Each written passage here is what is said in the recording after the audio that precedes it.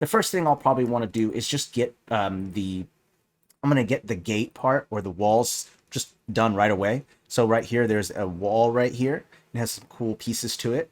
So you can see all the various pieces for it. But what we're looking for specifically is a piece like this. And we're going to want to set it up to where it lines up right here like that. And then I'll place a couple of them, place another one right here. Copy and paste one more and put it right there. Okay, so now we have a wall at least that's going to protect that part of the city. That'll be good. Let's go ahead and make the gate as well. Let's go ahead and move this. I want it to line up with this right here so I can put a gate there. So I'll go ahead and just line that up right there like that. And then I'll go ahead and go into the catalog, fantasy regional, go into classical empires. I'm going to expand all assets. There we go. And then what I'm looking for in particular is, I think, let me go back up real quick, see if I can find it. Let's actually collapse all assets real quick. Right here, this one. I think this will work just fine. It's a little too big. This is quite massive, so I'll probably bring the scale down a little bit. I want it to be big enough to at least span across there like this. Okay, so then this wall right here should connect right there like that.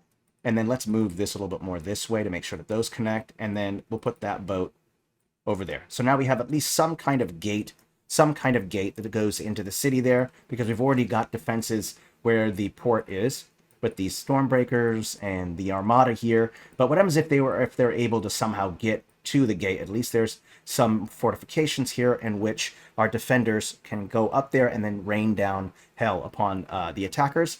Now, this isn't something you have to factor in when you're making your city, by the way. You might never encounter a siege, but I always kind of, whenever I'm putting a city together, I kind of look at the defenses of that city and whatnot, and that kind of makes it more believable. You don't have to make the city realistic. You have to make it believable. I said this in the last stream where people kind of get kind of crazy and they kind of focus on just making it as realistic as possible.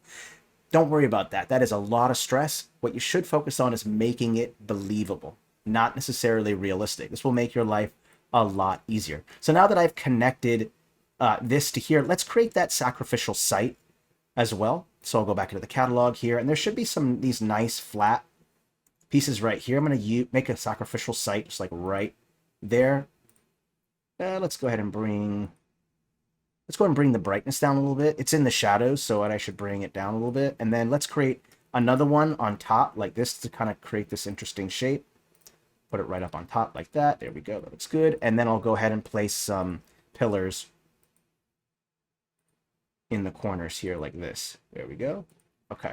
So that's basically going to be like your sacrificial site. Let's also look up some stairs. There should be some stairs right here. And let's go ahead and just scale it up to where it matches. And then you have some stairs that kind of lead up to this. Now, the other thing I might want to consider doing is maybe making like some more fortifications, because what we have right here is this island where this piece is right here and this sacrificial site is. But how is it? What are the defenses though? Because what happens if attackers wanted to come up to here? So we'll have to figure a way to do that. So what we'll probably do is maybe create a tower right here. Let's bring that scale down just a little bit, and then we'll go ahead and create some defenses that go across here. See, this should be just a little bit smaller, about there. We're going to copy paste. Let's move it about there, and then I'll copy and paste another one right here. Let's go up a layer. There we go. And then I'll go ahead and take this and then create my next spot right there, and then we'll connect these. What about there? Okay, so now you do have some defenses along this side as well. All right, so now it's a little bit more realistic now that we have our wall set up here. There needs to be defenses on the land part.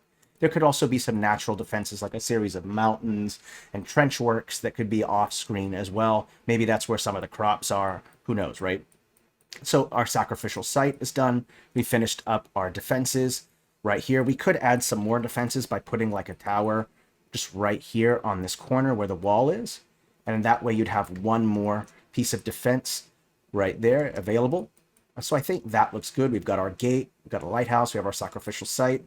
Let's go ahead and make our airship port. Now, we're going to make a composition, and what that means is we're going to take a bunch of pieces and we're going to put them all together. And this is going to be something really important because with the 2.0 launch, you'll be able to save a composition of stamps as a stamp, a single stamp that you can use across styles. And you'll also be able to copy and paste things across maps. So it's going to be super important that we have a little section here in this stream on how to put together compositions of structure